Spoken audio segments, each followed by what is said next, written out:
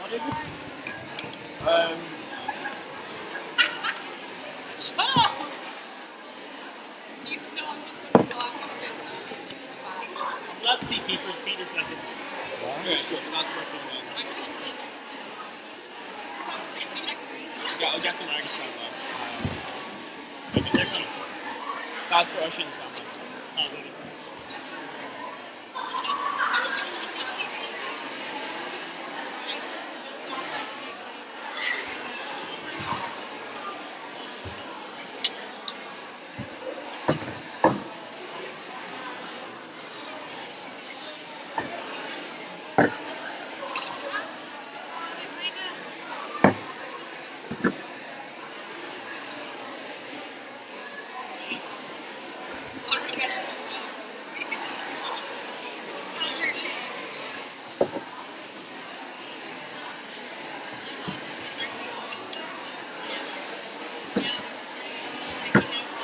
Yeah, so many speakers on it.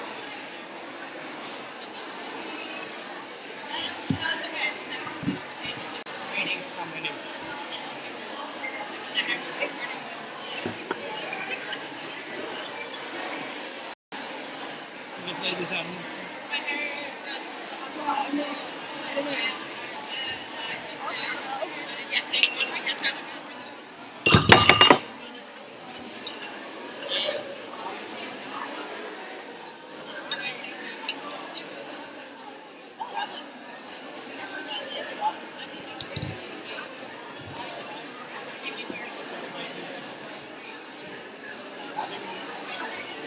Do you have any more chairs over there?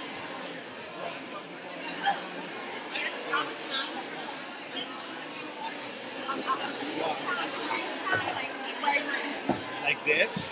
Yeah, see? I can't see my... Fuck. I can't see my face. You're on YouTube, people are watching you right now. Sorry, attention. We're doing a raffle, guys. We're doing a raffle, just so you know. Tickets are €2, and prizes are a Kindle, signed poster from Robert Sheehan, and vouchers to Cornucopia. So I'm going to go around now in a minute with the €2 if you want to try. By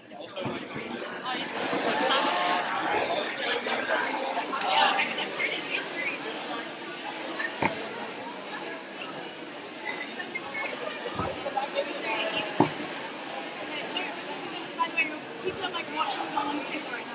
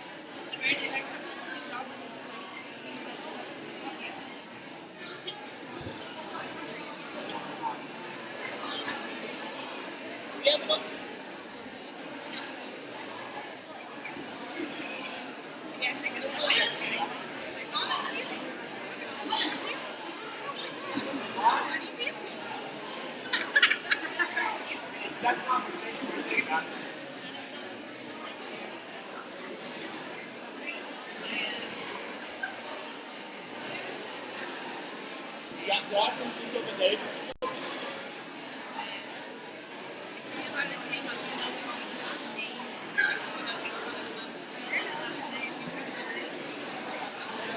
There are some seats over there.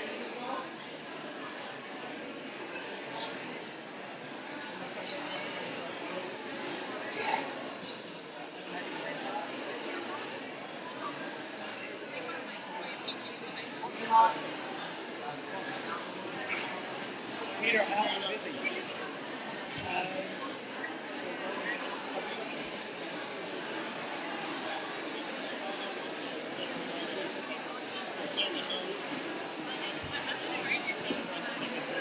Yeah, wait, Ronan. We need like some people to go to. Go like this way, just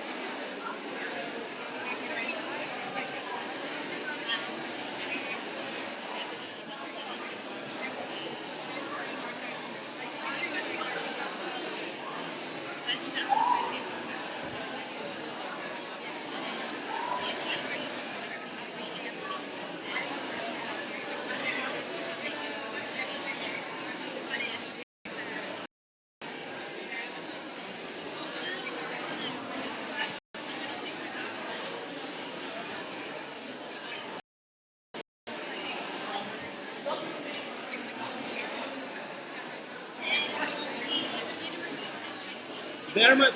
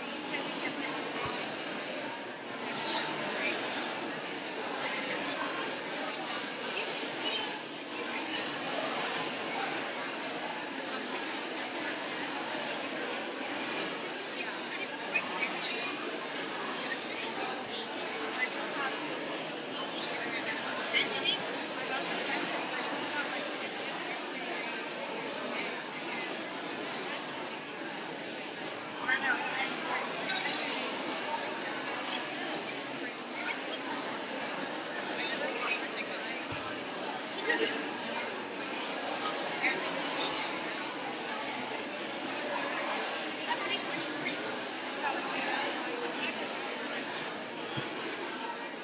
I'm just gonna carry this.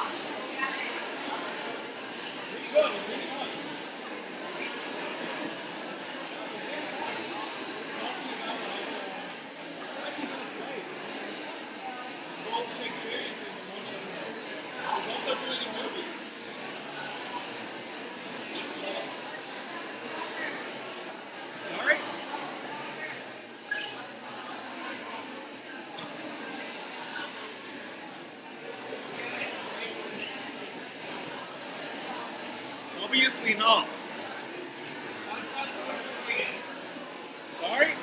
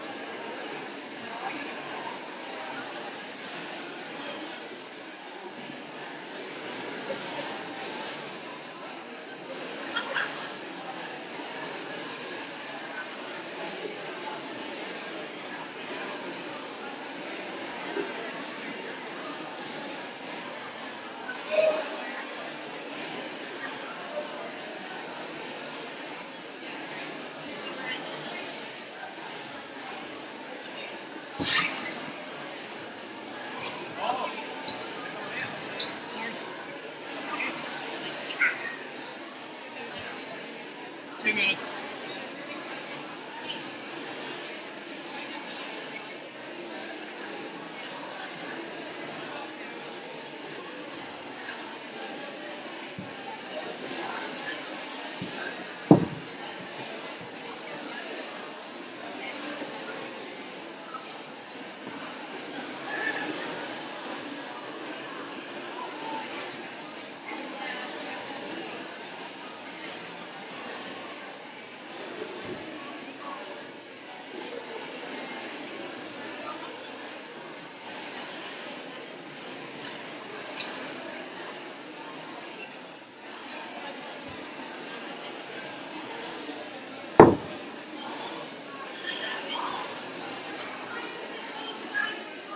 Starting in 5 minutes.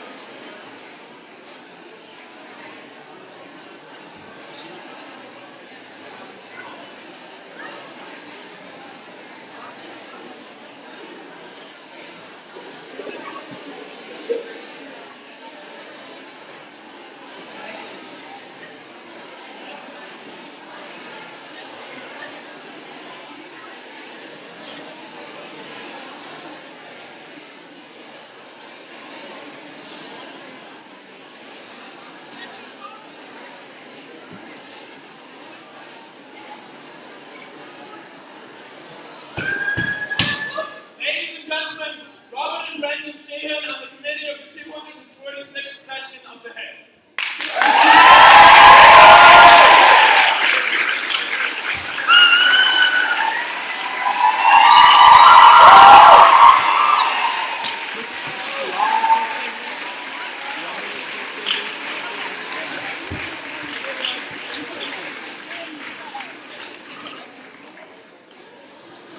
So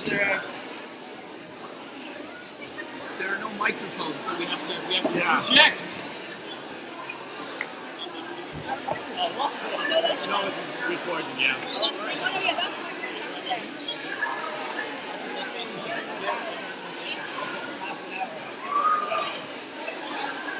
You can.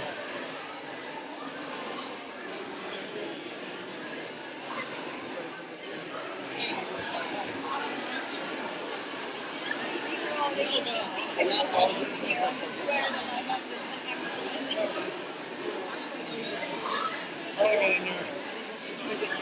Yeah.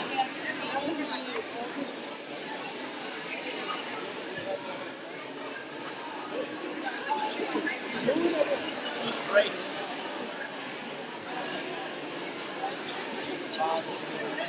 There's seats.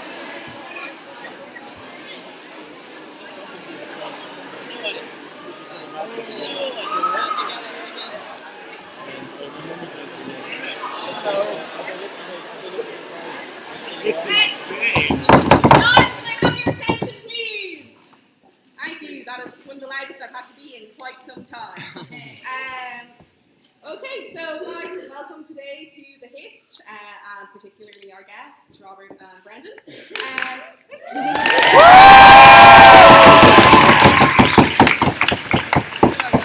feel like I'm at a disciplinary committee, so I feel like I'm about to be punished. So we're doing something slightly different to our normal guests. We're actually having a comedy debate. So the motion that stands before the House is that this House believes that sex is better than food, or is it reverse? This House would choose sex over food. So we will have 3 speakers on each side, but before that, I actually need to get to the front. So it's slightly difficult. Go across the table. Run across the table there. Go under the table. We'll crowd surf you up. No. Would sex over food not get really messy? So the debate begins. So No mixing of the two. No Robert, mixing. Will we scooch out to you? No. It's fine, I'll do it This is here. not bad. So when people come to the Hist, we award the medals. So Robert, today we are awarding you the Burke Medal for.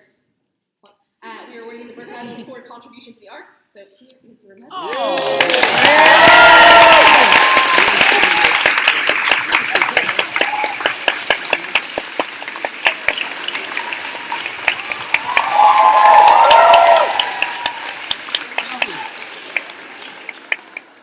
As you can see, I've worn my most professorial blazer because it is a university after all. But thank you so much. I'm honoured, really and truly, and humbled.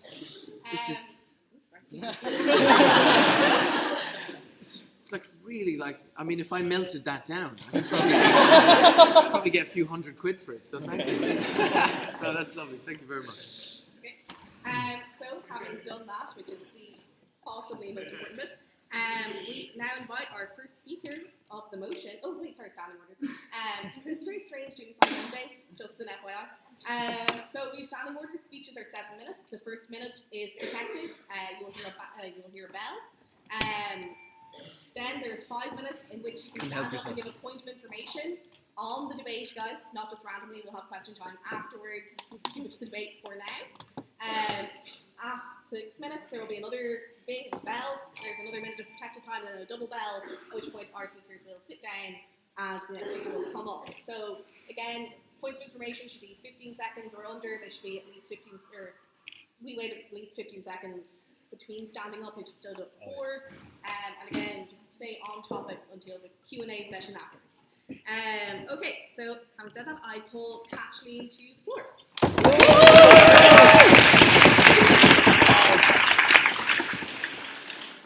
Good afternoon, everyone. I know that I've got 7 minutes, but you're not here to listen to me, so I'll be fairly brief enough.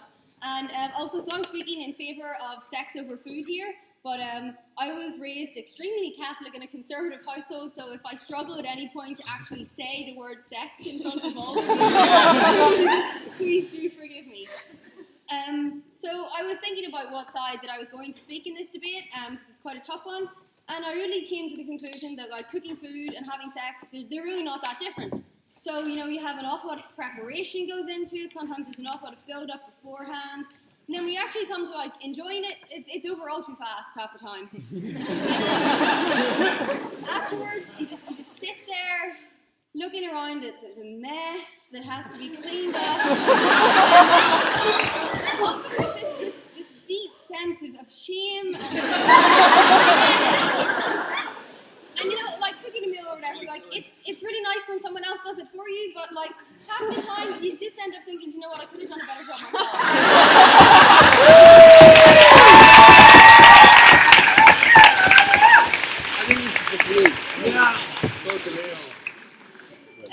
My boyfriend's not here, it's fine. So these two things we're arguing about, they're really pretty similar, so how are we going to pick between them? So I'll start by outlining how I kind of interpret this motion, because I'm sure the opposition are going to come at me with their facts and their science and say that humans just can't live without food. And that we have to choose food. Sorry. Did you hear that, everybody? So, given that unfortunate truth, I'm going to say that by giving up food, I mean like either we've developed some kind of pill that means that like it gives us like all the sustenance that we need, or some kind of like really boring porridge or something that gives us nutrients. So just like no nice food or anything like that is how I'm going to interpret this. And so with that definition in mind, I'd also like to say that I'm a vegetarian. So like as far as quitting food goes, I'm halfway there already. So you can all go on. You can go on about like your steaks and your burgers and be like, oh, Catherine, would you not just like really miss like a decent fry sometimes? And be like, no, I really would not. Like when I go to Subway, do you know what I get? I get bread, lettuce, and Southwest sauce. Like I may as well just quit food altogether anyway. Yeah, so it's really a very small step for me to go from like bland food to no food, and I'd say that like for the opposition, for Oisin anyway, it's probably a very similar decision, because like it would be going from like no sex to absolutely no sex.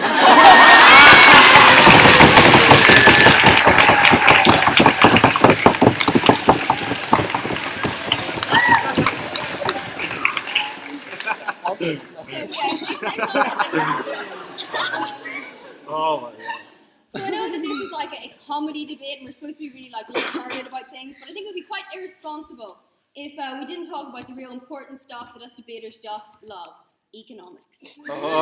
So, as students, we really don't need to be told that food is expensive, and if you do it right, really great food costs a lot of money. Whereas sex, on the other hand, if you do it right, is free. So I spend like 30 quid a week in Tesco and probably like another 30 again between the Little Ass, the SU Cafe and the Buttery. But like I can have sex like any day of the week and it wouldn't cost me like a penny. You could go for like a really fancy meal and like have some incredible culinary experience, cost you like €100. Or you could stay in for some like Netflix and chill for the low cost of your subscription. You don't even need that anyway. Actually, that's another point. Like, what would happen to TV if we all quit sex? Like Netflix and Netflix? Like, I don't know when the last time I actually got through an episode of Mad Men was. Like, what, that's not what it's for. So anyway, last night I googled food or sex, just to, you know, like, get the internet's opinion on things. It's always important. And the first 10 articles were all about men. It was all like just dozens and dozens of, do men think more about food or sex? Babes or burgers, boobs or barbecues, what's the man there? Sticking bloody dead animals into your face or sticking your penis into a woman. It's so fragile, I just don't know which one to pick. So I think that, yeah, it's a question that's usually directed at men, and that's why I'm like sort of glad to give my views on this today. And that kind of leads me on to like my main point, and what I think really is the most compelling argument of today, which is that like sex is really, really fun.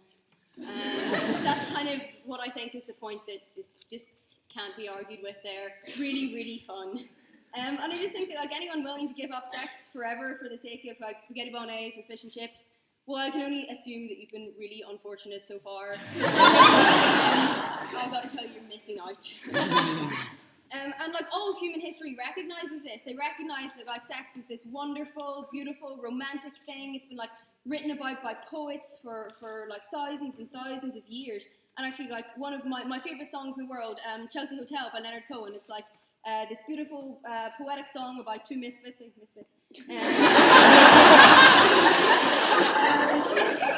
Getting head on an unmade bed, which happened every day on set as well. The line I was going to quote is giving me head on the unmade bed while the limousines wait in the street. And it's just this really deep song that shows how sex can connect people and bond them, and that's like recognized by the poets and the great writers. But there was actually a lovely little poem, I think, about food. Let me just see if I can find it here.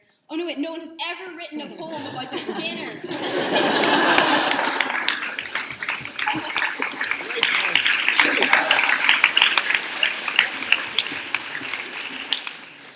So, ladies and gentlemen, just to conclude, when you lie in your deathbed after a long and happy life, surrounded by your friends and family, do you think that you will say to yourself, "Oh, I really wish I'd had another slice of pizza in Apache"? Or will you instead cast your mind back and think, "God, I wish I'd fucked that really hot guy I met in Boston when I was 20.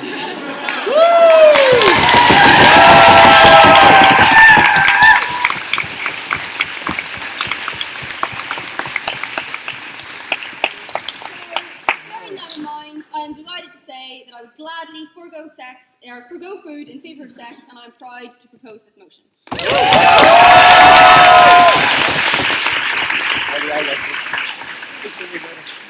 These are good for some. We now thank Catherine for her very fine speech, and we invite Catherine to open the argument.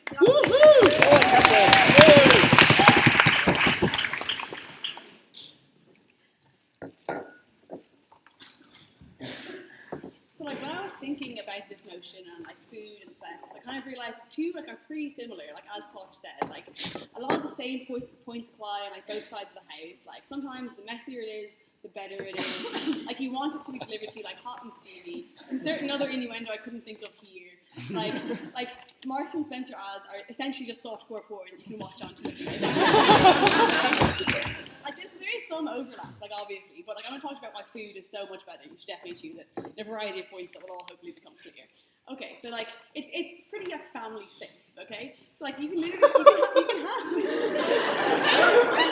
you can have food with anyone, and it's never like bad or like inappropriate. Like family mealtime has no sexual equivalent outside of my nightmares. Okay. You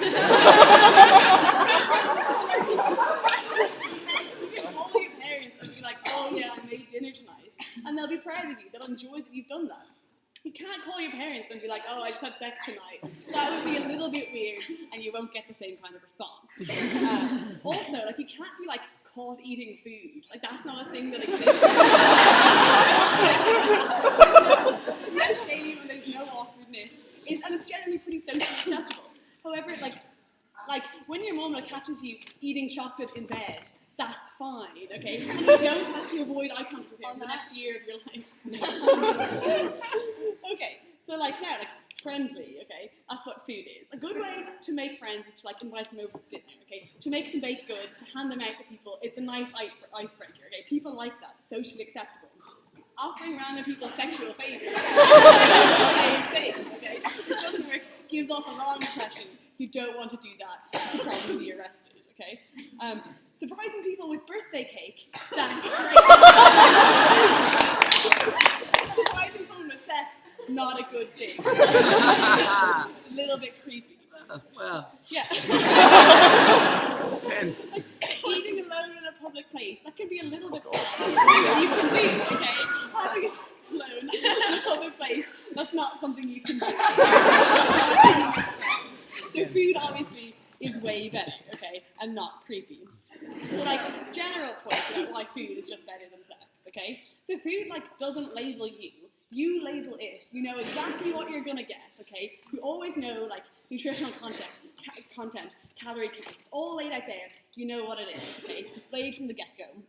People don't go around with labels like choose too loudly or like can't last a night kind of thing, okay? You don't know what you're getting into until you're actually into it. And that's a problem, okay? You don't have the same kind of like knowledge of what's going to happen, okay?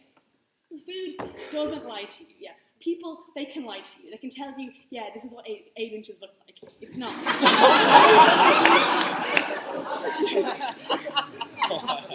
Also, you don't have to be worried about being like a food virgin. That's not a thing that exists. Food is accepting, okay? Like you can just get it. It's easy, breezy, fun, and no one will judge you. Okay, that's what you get with food. It's not what you get with sex. Okay. Also, okay, where would we be? There's like, she said Netflix wouldn't exist. Sorry, like all of the cooking shows, that is all that I spend my time doing. Where would we be without MasterChef or the Great British Bake Off? Okay, entertainment for all involved. It's not embarrassing for people to catch you watching it. Well, like it probably is a little bit, but you can watch it with your grandmother, your friends, your teachers. Can't really do that with porn. So that's another thing.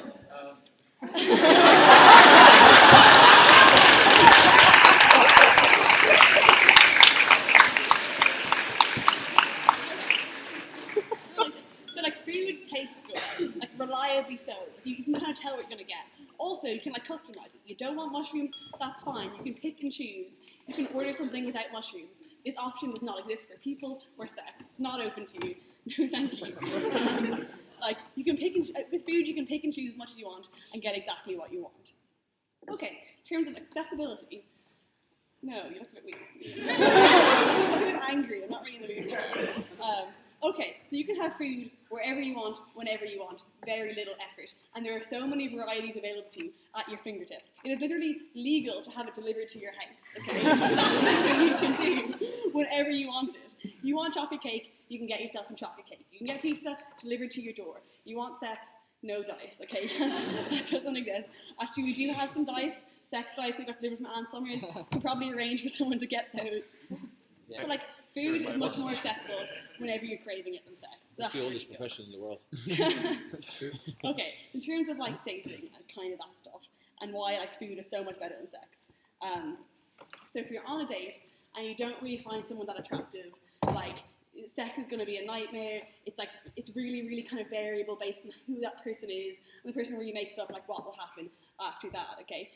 And whether or not you would enjoy the sexual experience. But like going out with an unattractive person doesn't change the quality of the food. You can still eat that, that's fine. Chips are chips, pizza is pizza. Like it exists all on its own, and who you're with doesn't affect that, okay? So you can't change the way how you feel about it or whether you enjoy it. So that's really good. You don't need alcohol to make food taste better. That's good. You don't need to get over that kind of awkwardness. There's no awkwardness between you and a chicken curry. And like you don't need a glass of wine to engage with it because it keeps looking the other way and can't make conversation. Look, just some people are just not good at sex, okay? And you don't know about it until you're actually in the act. Food is much more clear. And normally, food has warning signs that it's not going to be good. It has an expiry date. It has a smell. It has whatever. I guess people have that too, okay? But like, it's much more open into what you're getting into, okay? Also, with food, people are much more willing to like try new things, okay? Like, you can go out for an exotic meal and that's fine. Like with sex, sometimes you're left like sitting handcuffed to a chair and wondering why your relationship is falling apart. Okay? Like nobody's ever had to break up over not liking food, okay? Also, if you want more food and you're in a restaurant, you can just order more food. Like, if you want more sex, you can't have it because maybe the guy has rolled over and fallen asleep, and that's the end of that, okay? Like, you're just way more likely to have disappointing sex than disappointing food, okay? Also, you can't get STIs through a cookie, okay? That's definitely a benefit. Well, yeah, the time as well. Yeah, also, you can't get pregnant from pizza. Like, you can get a food baby. That's an entirely different thing. So there's all of the dangers that are involved in having sex, whereas food is always there for you. It's always comforting. It can mend a broken heart. So I beg you to oppose. Thank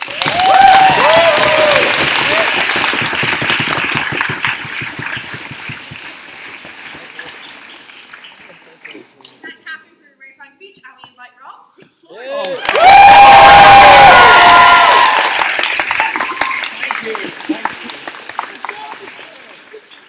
Kathleen, lovely Kathleen, gave you like a good solid 7 minutes about why sex is brilliant, whereas I'll be, peppering my argument with lots of dramatic pauses, lots of...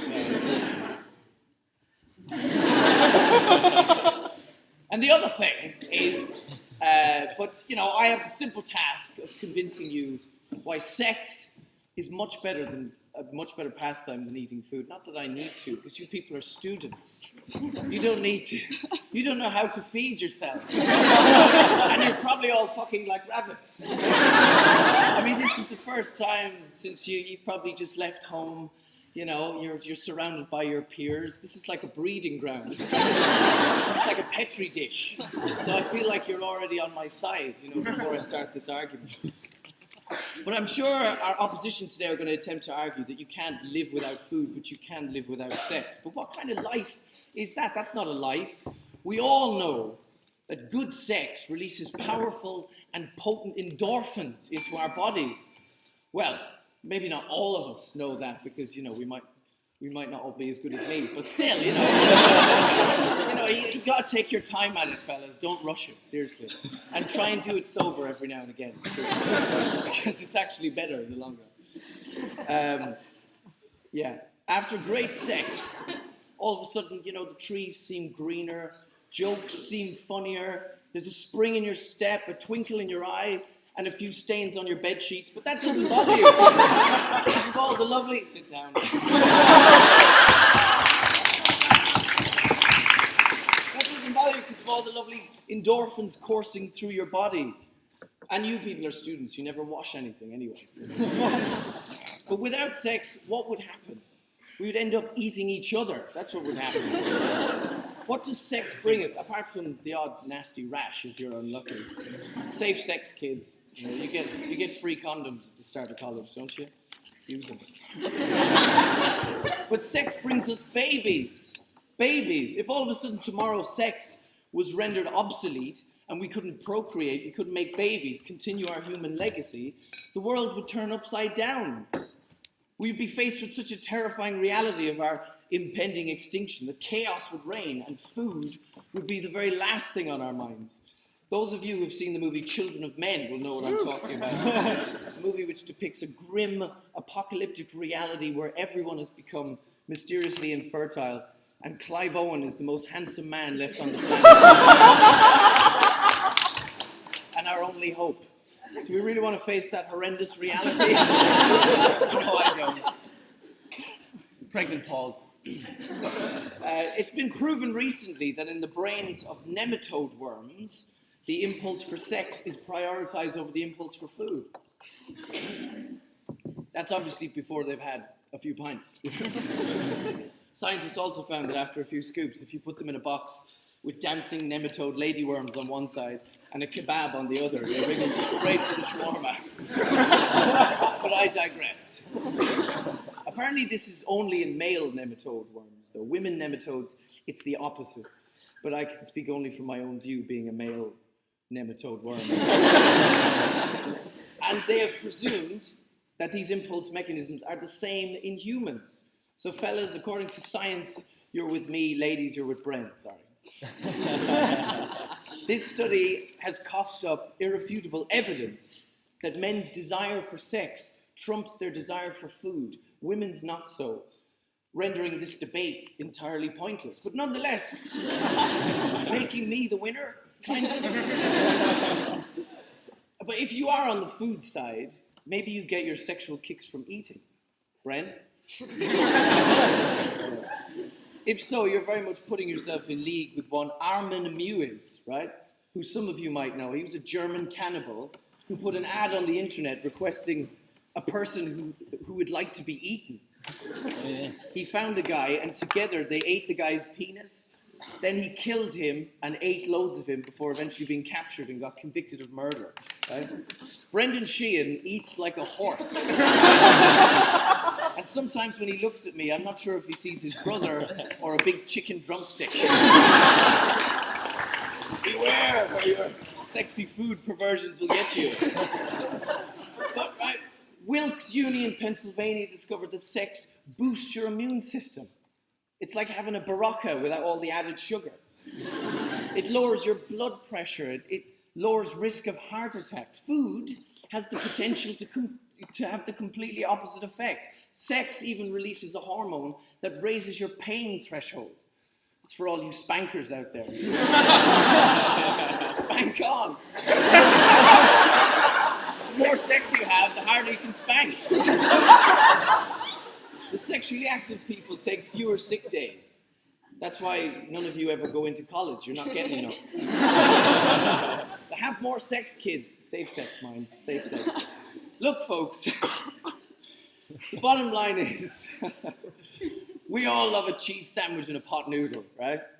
But if you had to choose between that and a blowjob from a toothless woman or man with lips like a Michelin tire, or ladies, for you, a nice oily massage with additional finger blasting from a muscular Brazilian man, we all know which one we'd choose.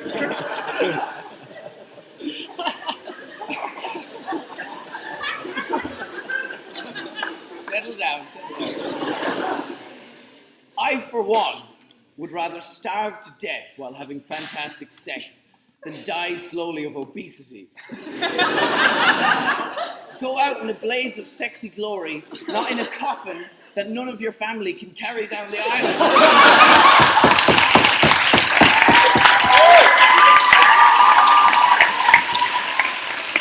And one last thing, Brent's a virgin!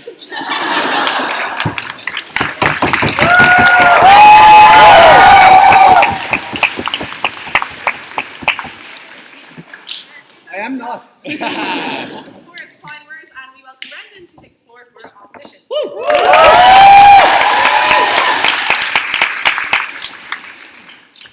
That's right, Rob. Sit down because you're wrong, and you're wrong.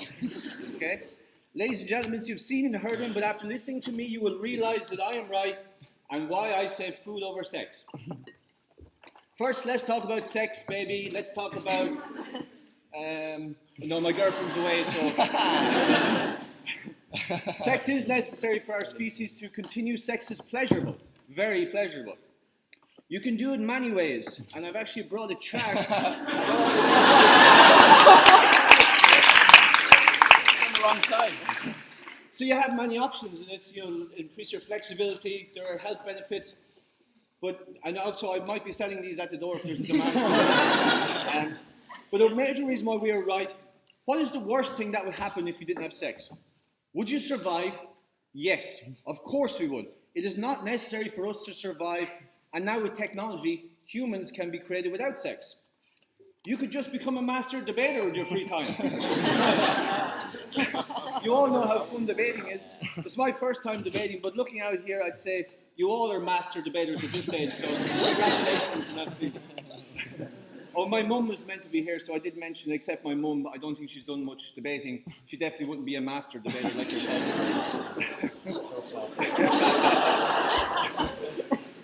Now, food, glorious food. We are machines, and we need fuel, and the quality of the fuel drastically affects the performance of these machines. I can speak firsthand about food and the effects it has on sex. I've competed in a few bodybuilding shows, and the first one I competed in, I had the honour of representing Ireland in the Miss Universe in Austria. Woo! The determination I had to win was out of control. I did everything I could to be at my best. So for 12 weeks beforehand, I trained twice a day, reduced my calories, changed the ratio of my macros to decrease my body fat as much as possible. Well, the body does not like this at all.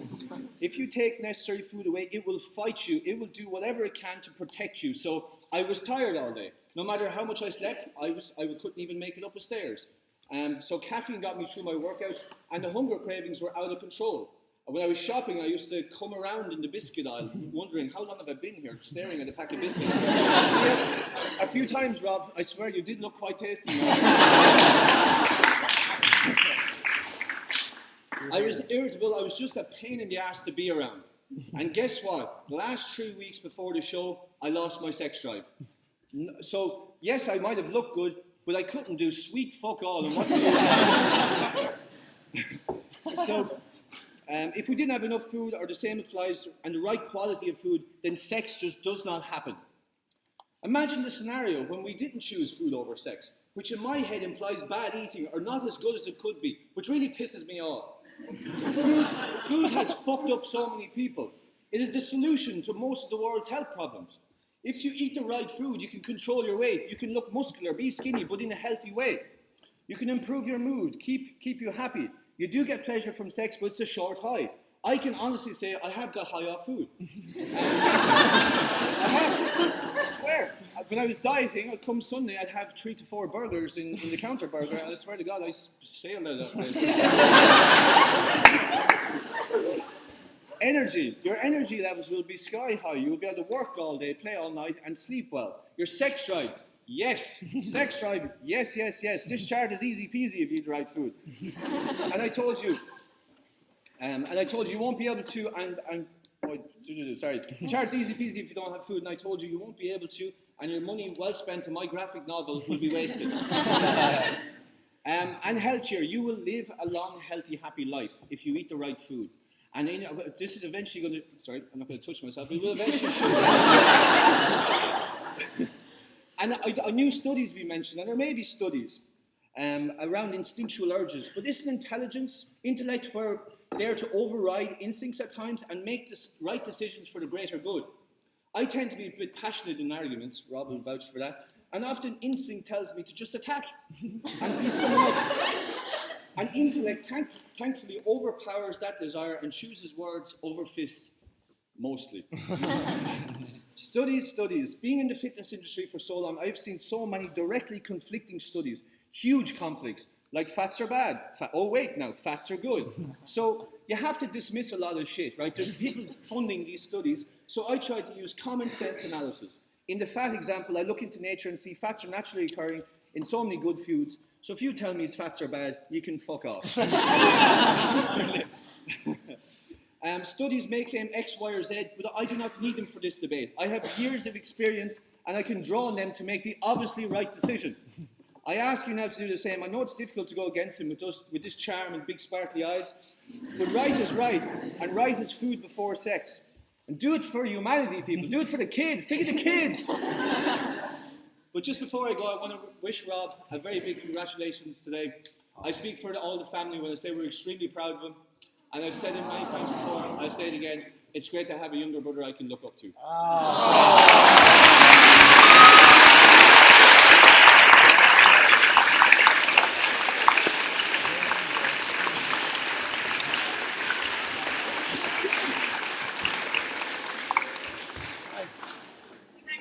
Riding on you, man. It's neck and neck. Will you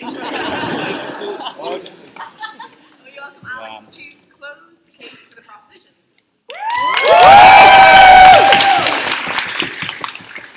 Well, ladies and gentlemen, vampires and things in this room. Let's first start by I want to finish this by actually asking you, what is actually sex? Well, people... Before that, we had lots of questions, maybe food is better than that. Well, I might just ask you, does food give a fuck about you after you eat? and besides that, what about love? Maybe don't hurt Your me. celery doesn't give a flying fuck about you. And I'm also gonna say that one easy reason why sex is better than food is that with food, one partner ends destroyed. So, in sex, it's way better. And by the way, public appeal, can everyone search for Brendan's sex drive? No, I'm serious, guys. We need to search for it. I love that family, and and also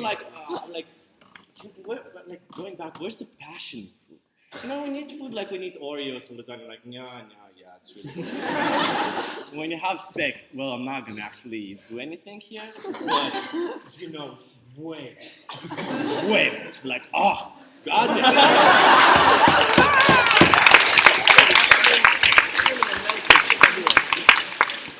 Also, you don't have options. Catherine said something that you can pick your food. Yeah, okay, I can go on Domino's Pizza and I can pick 20 staples. I can go on Tinder. I can swipe, baby.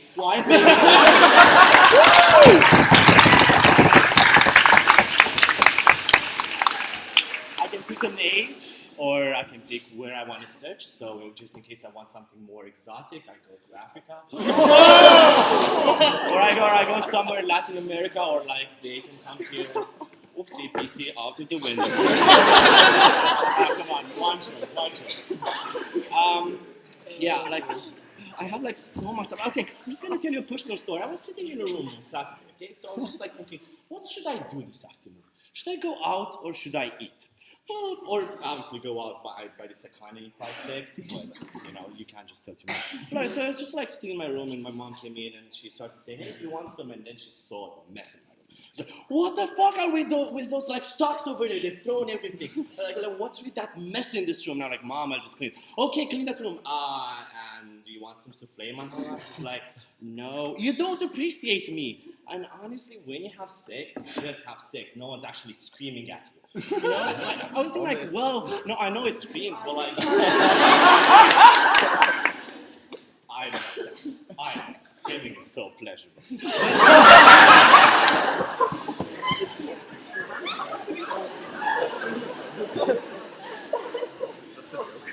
Yeah, and honestly, I personally think food is masturbation. You need to do it because you need to live every day, you know? And sometimes, and you feed yourself. Come on, guys, you feed yourself. You're not gonna like, oh my God, you have a friend, or can I feed you? Huh? That's fucking weird, to be honest. And with sex, actually, you go and meet new people. You go and socialize. Well, I had a really good friend, and I was like, with her, you know, I think sharing is caring. She's like, yeah, let's just invite, and boom, sudden orgy. That was actually meeting, and you connect with people. You connect with people way better than with food. And without further ado, like, because Robert Sheehan is here, I will end my speech. And sex over food. And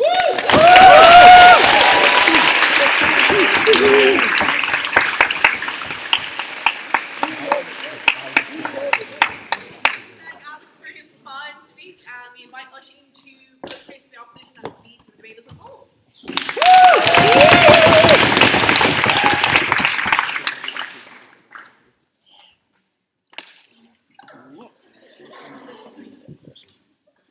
So I made absolutely no effort in preparation for this debate whatsoever. I really feel ashamed of the amount of effort that like Rob and Brendan have put in with their scientific facts and analogies and all this really cool information shit.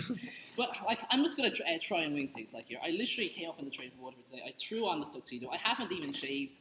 That's not because I've been too busy having sex, as Kosh pointed out, just because I'm too lazy. Yes. Like I knew you were gonna make a joke about me, but seriously, that was really hard. Also, your descriptions of meals are really weird. Just like lying there bloated, feeling ashamed. Maybe you should learn how to cook proper food. Like, how else are you going to find a husband? Anyway, that's not the point.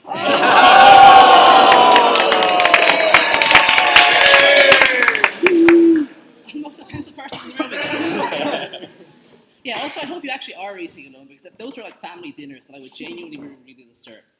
Okay, so all I didn't do anything in prep for this debate as such, but apart from that, like Campbell over there literally wrote down 2 points for me. The first point is that juice doesn't taste good, which is fair enough, I guess. And the second point is that there's no stigma around paying for food.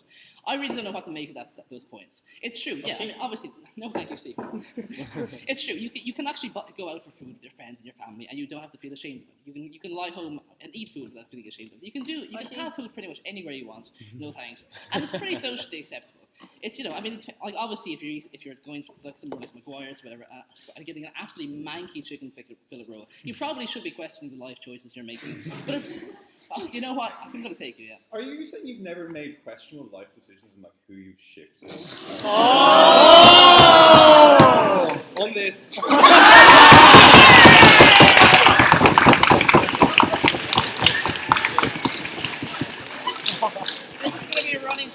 Majority of my speech, I would feel there's not going to be much points made, just a lot of random people standing up reminding me of who I am.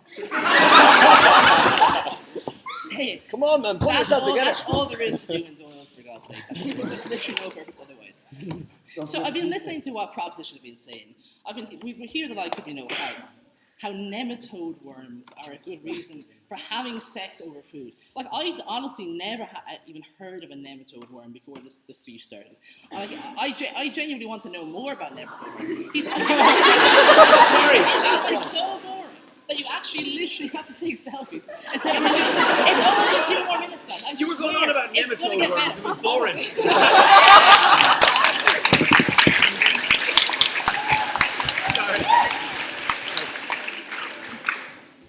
So let's be clear. I'm not arguing that sex is bad. Like, it is pretty decent, you know. And it has. What would you know? That joke ended. Stop being funny with cautious. Yeah, like someone would say, I don't know, like that I have, you know, a bit of a love-hate relationship with, you know, sex. Sorry. Like there was already a Misfits one. I had to fit in the other one. I'm not saying that sex is bad, but seriously, guys, food. I mean, come on, seriously. Like, I didn't have any lunch today. Like, I am literally starving right now. And quite honestly, I don't know how good looking someone came up to me now. I don't care if it was Rob, his girlfriend, no matter what.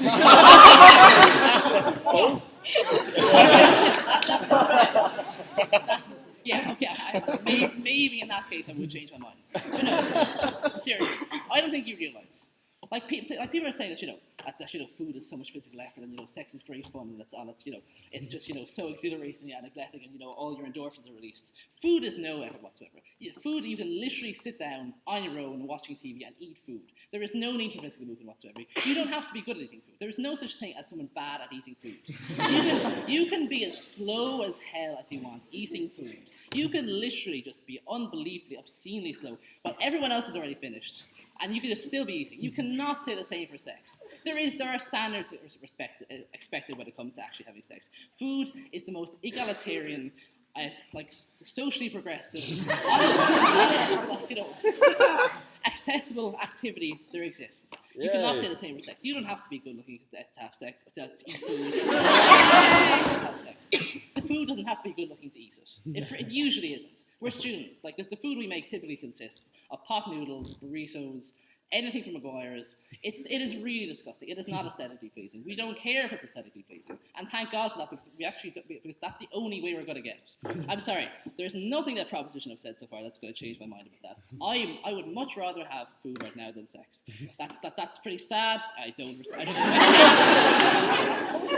anyone to agree with me on that. I barely agree with myself on that. But that's what I stand. Okay, one more. It's just a case of just taking what you can get. I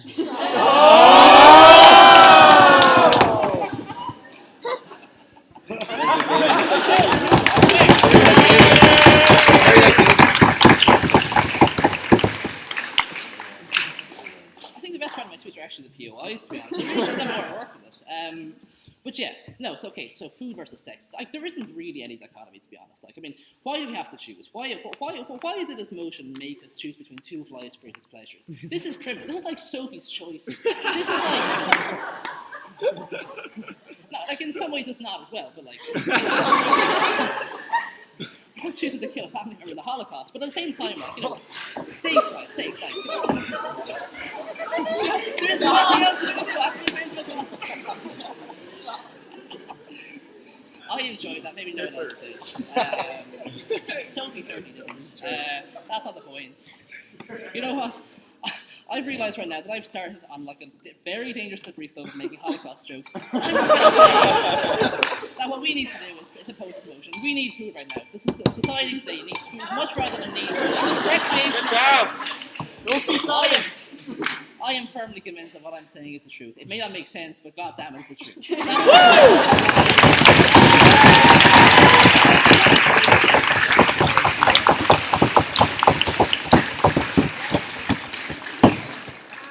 We thank Sheehan, I think, mostly for his points of information. And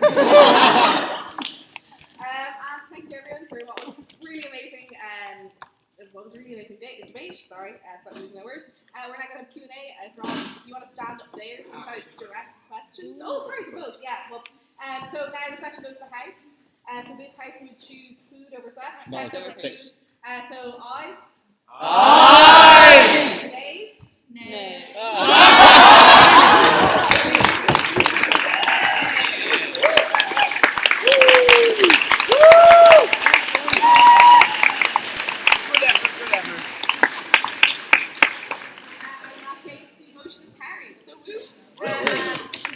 So no food today. Dinner's cancelled. Yeah, I might treat myself to a chair, but then again, I might not be able to see me.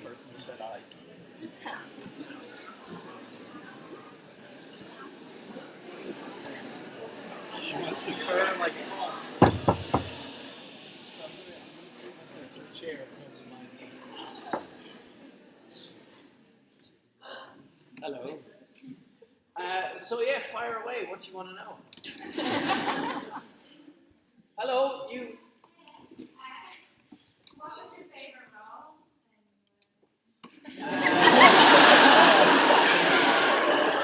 Actually, a bread roll.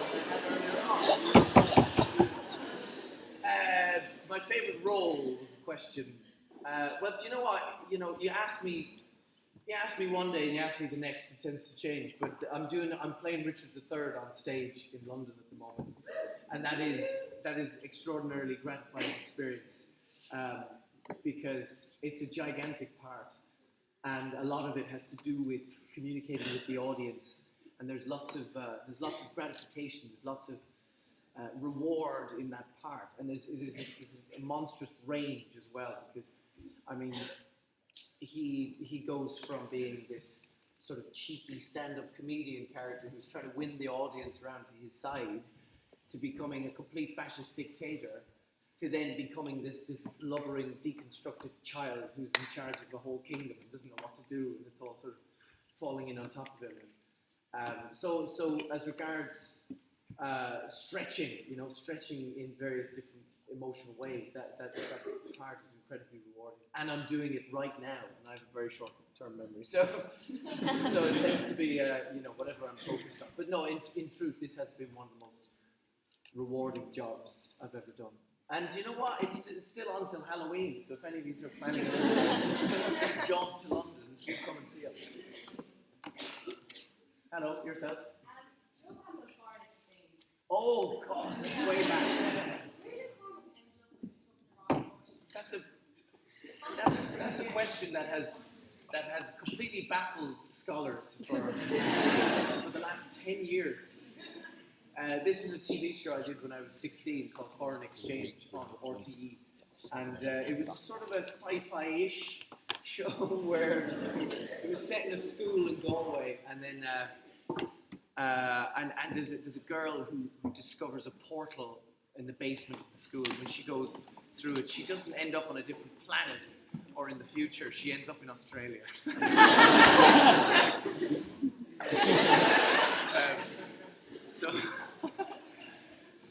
Yeah, that was the premise of the show. So they shot half the show in Perth, shot half the other show, other half in Galway. I was in the Galway bit. And what's your name? Tricia was alluding to the fact that my character, near the end of the series, finds the portal and walks through. I mean, the reality of it was, I was walking through to a second series that never got commissioned. Ending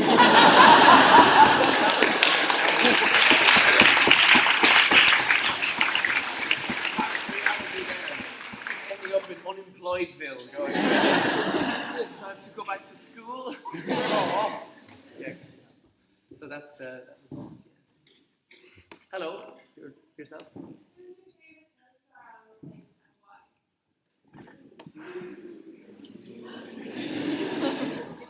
Make me choose. My favourite co-star on Love Hate.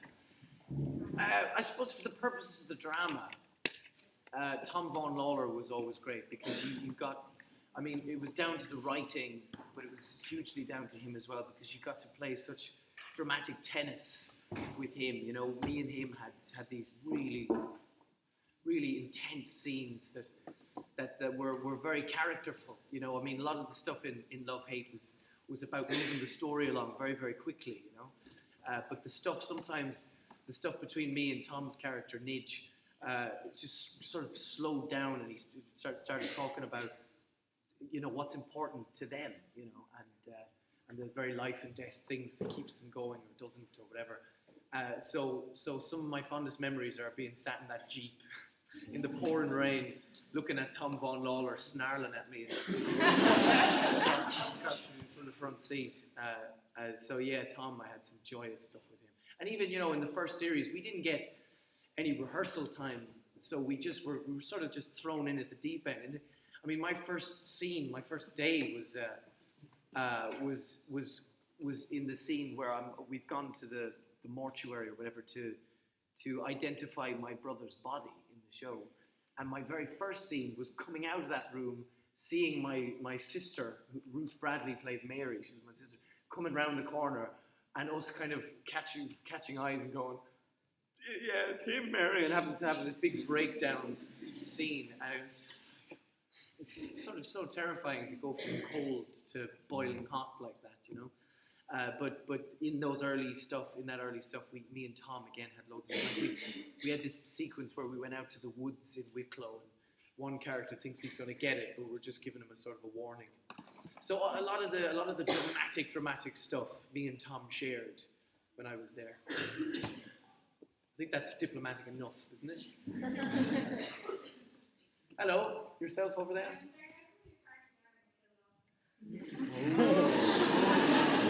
It's because I've become too much of a diva. Demanding lavender in a man's top hat. like Barney Rubble from Simpsons. My character was killed off in Love Hate because, well, we got to the end of the second series, and my character, for those of you who don't know, was killed off at the end of the third. But we got to the end of the second, and the writer turned around to me, because at the end of the second series, if you remember, my character gets in a taxi and just says, the airport, and off he goes, and that's sort of left very, very open, you know, as often TV shows are, because they're not sure whether their actors are available or whatever else. So they try and sort of leave a fork in the road at the end. But I was talking to Stuart Carrollin, the creator of the show, after the end of the second series, and he said, well, so we've lost you then, you know, you're gone off to America and stuff. And I went, well, not necessarily, you know, I mean, what are you thinking? Do you have any plans for the character? And he said, yeah, I've got a really specific thing that I want to do. And he was talking, I mean, I can talk about this now because it didn't happen in the show, but he was talking about, there was that girl character who befriends me in the third series, who Keelan Dunn played, whose name I just can't remember now, but she it was a whole thing that he wanted to do where she was a victim of sexual abuse from a priest, and so in revenge for this, she goes around burning down churches, right? And then RTE said, "This is the budget, Stuart. No churches being burnt down, please." But he had a really kind of specific plan, as he always does for the third series. And my agents and stuff said, "Don't do a third series because you've done 2 now, and that's plenty." But Stuart, has this very obsessive, very specific mind, and every single inch of that show he's written. There's not a team of writers writing. It's just him strapped to the beast in a room, being edited by another guy called Steve Matthews, who is sort of honest enough, and Stuart respects him enough to allow him to cut his work when it needs cutting, which it does quite often. What was my point? Oh yeah. So the third series, he definitely lured me back in for that, and I'm really happy he did, because the third series of it was my favorite series in a way, because I just think it really, the second series I thought it garnered its identity, but the third series it really took it to another level. So I was absolutely overjoyed, and the third series became the most watched show in Ireland, ever. So that was, thankfully it was right to stay. I was lucky. Oh, hand over there. I don't know when I first discovered I wanted to act. I don't really know, to be honest. I think it was when my first acting thing was when I was like 12. I was in the final year of primary school, and we did a play in the school called Oliver with a Twist. Oh yes. Which was like really odd comedy sketches thrown into the storyline of Oliver Twist, where it's like, making fun of ads that were on television. Also, it was kind of half written by our principal. So I was Oliver in that, and had lots of fun doing that. So that, that being my first acting thing. But then I sort of I badgered our dear mother to take me to an open audition when I was about 13 for a film called Song for a Raggy Boy, which some of you might know is a sort of dark film about Catholic reformatory school in the 30s, lots of abuse, both physical and sexual. It's a real joy to make, a real barrel of laughs, which it actually was. That's the truth of it. So through a series of open calls for that, I had shown to my mother and to others that I was quite the show-off at that point and wanted to be an actor. So it was interesting because the first real audition for that film, we were all sort of reading the same parts, the kind of main parts. And I went in and had a sort of an adrenaline rush when I was reading the part. And for the first time, kind of lost control in a room reading a script, and something else kind of took hold, And I remember leaving the room being incredibly embarrassed and ashamed by what had happened, and not feeling like. I think that was the right thing to do. I felt it was the right thing to do, but I don't know where it sort of came. But I got a small part in that film anyway. And I think it was down to that. I think it was because it was a sort of the acting thing kind of kicked in, which is a joy. And it's now something, when you go for an audition, it's now something that you yearn for, for that sort of chemistry, the electricity in the air to kind of take you and sort of do something that's entirely outside of your control normally, So I think that was a good point to yeah. Hello. Yeah, alright. Yeah, in this, it's some of the best parts when you're tying off different characters, like when something like had sex with cheese or something like that. Was most of that improvised or scripted? It was scripted. It was all scripted. I mean, I wish I could tell you otherwise, but Misfits was similar to Love Hate in the sense that the first two series of the show had a creator, a sort of a mind who wrote all the show. So, and it was extremely well developed. So in the sense that it was all written and then rewritten and developed, and ideas expanded upon well before we shot it, And that's the thing with TV series sometimes, is that you can start off with a very strong couple of series because they've taken the time and the care to develop something. But then when the demand is on to write a new season, and you've got less than 6 months to do it, that's when the quality can plummet a little bit. And because you're also farming out the writing work to lots of people to get it done, So I suppose it's like that old saying, camel, this is a saying that some of you might not know, but a camel is a horse designed by committee. Have you ever heard that saying? It just basically means one mind is better than the other. Hello, your good self.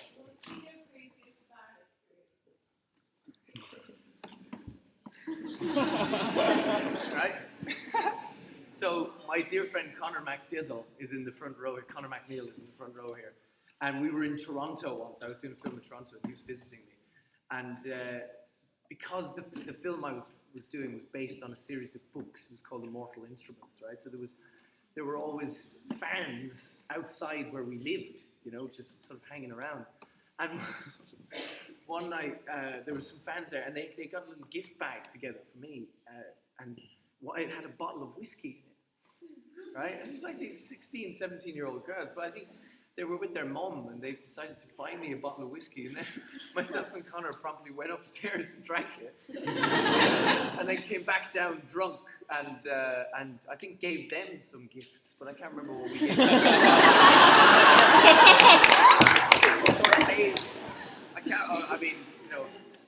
blanking on the memory obviously from all the whiskey, but we ended up giving them some weird gifts that we'd made in the apartment. I can't remember what it was. Oh dear. Good times.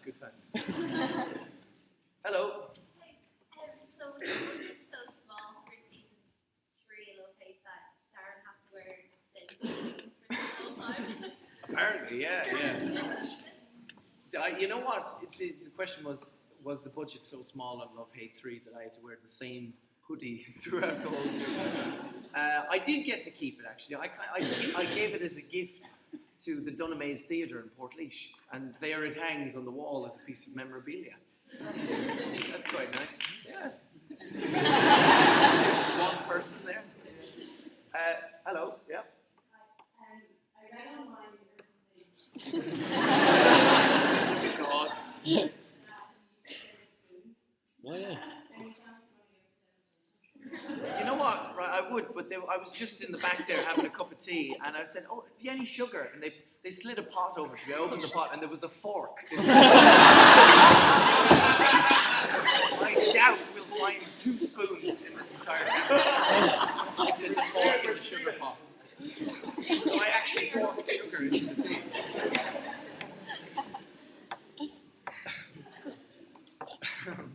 Hello. Hi. If you could choose any role to play, what would you choose and why? Choose any role to play. I don't know. Or I mean, is there any role of significance for you? Like when you were first getting into acting, something that you saw and that inspired you to experience see, this is something I should know. I should be able to. You know, I suppose the nature of the work sometimes is that you have to judge each project on its merit to some extent, and sometimes the role can be the biggest thing about a project. It's the best written thing in a script, and you know, even if the script isn't great, you know, but it's a hard one to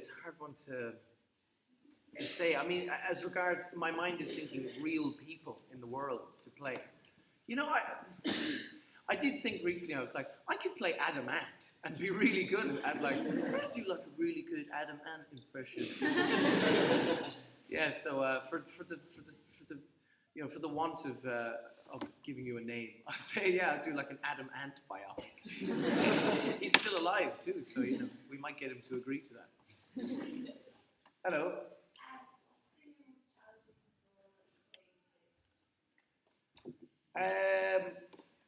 The one I'm doing at the moment was pretty damn challenging. Just exhausting and emotionally exhausting. You know, you get home at the end of a day. You don't have energy to take your socks off without breaking into tears. It's great. You know, it's lovely. You know, you get all this emotional welling. You know, but it's kind of hard to stop that sometimes. You know. But I did do a film called The Road Within, which was a sort of an indie film in the US about a character who has Tourette syndrome, really debilitating Tourette syndrome. So luckily I had the best part of like 4 or 5 months to learn how to have Tourette syndrome, which it was really, really challenging because obviously there are many, many people in the world who suffer from Tourette syndrome. So to do it in a film and to misrepresent those people would be just an absolute travesty. So thankfully I had a lot of preparation time for that. And it came off really well. I think you can see the fact that this actor has put loads of time into pretending to have Tourette's from the film, you know, at the risk of boasting. But that was a challenge. That was a big challenge because it involved weeks of getting it wrong, you know, and going way over the top with it and going, oh my God, I'm gonna you know, misrepresent a huge sort of group of people here. But I worked with people who have Tourette syndrome quite a lot on that, which was really beneficial. People who have different levels of it. Like there was one guy in LA called Jackson who he still has Tourette syndrome, but his medication means that it's very much suppressed. It sort of spikes every now and again, but he's pretty okay. But I worked with this other girl called Ruth Ojadi, who's an English singer, and she's got really vocal coprolalia is the vocality of Tourette, and Tourette's itself. And it was kind of a joy hanging around with her because we did everything from like going shopping to doing hot yoga or just sort of being in different situations with her and seeing how her Tourette's responds to the environment around her and stuff. Like for example, we'd go into a Sainsbury's in London and she'd go, "I'm stealing!" soon as she walked through the door. And then as she's putting her pin code into the machine, she'd go 4259, and she's like actually shouting out her pin code. You know, sort of just so bizarre. It was brilliant, actually. I have a mate called Joe Sangre who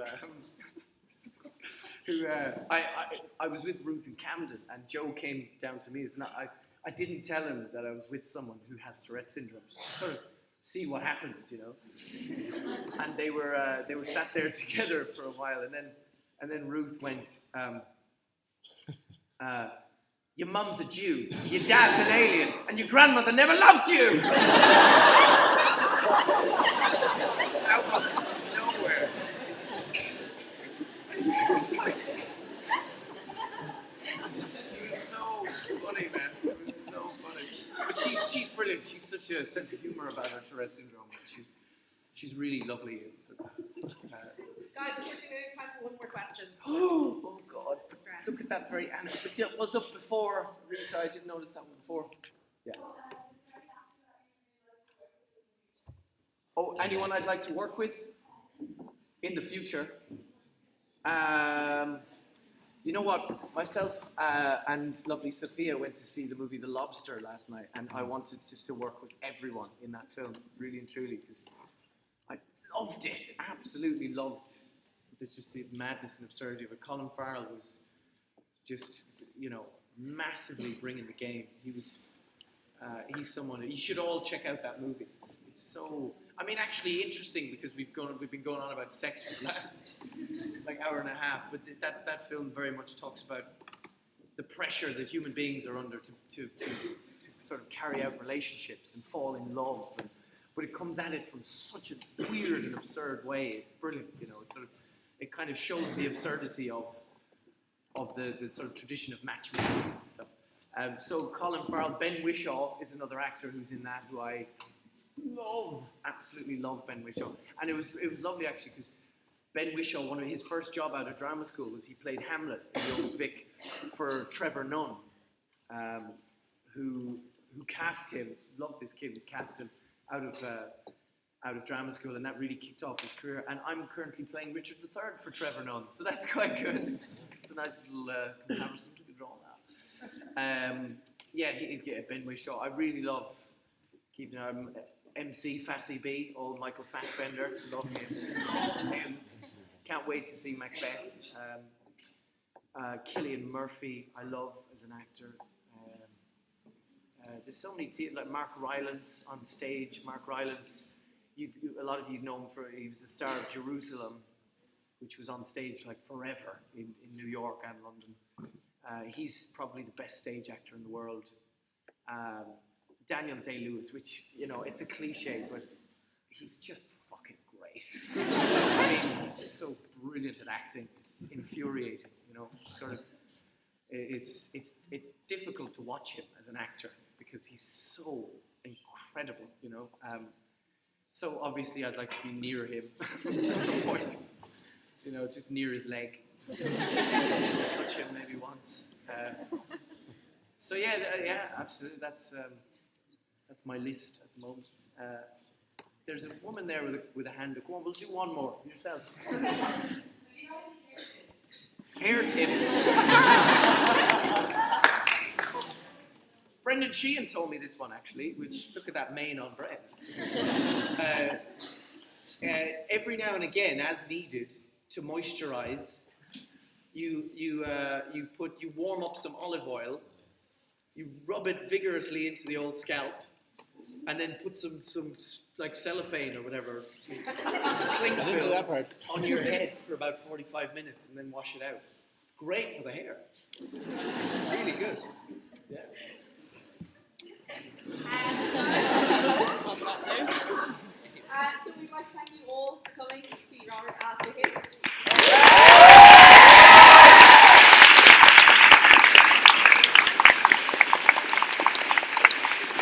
Thank you for having me.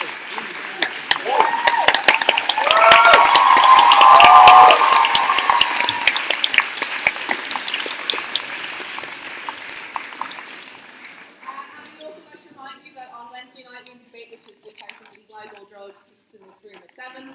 So some folks there, speakers who are all amazing.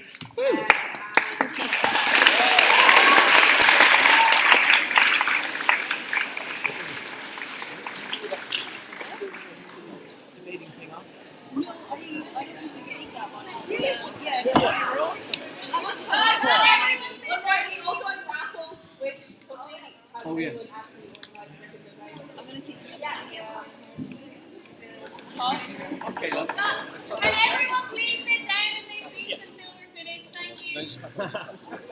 So that was Yeah, I believe so. Okay. Keep asking raffle. We'll get an email tomorrow to the extras. So what's our wiggle room? Yeah, Oh, yeah, we're okay. Okay, drinks.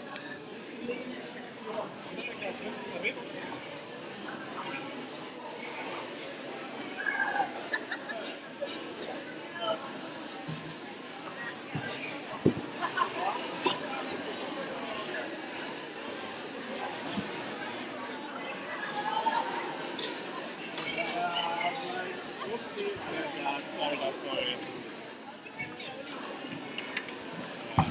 Alex.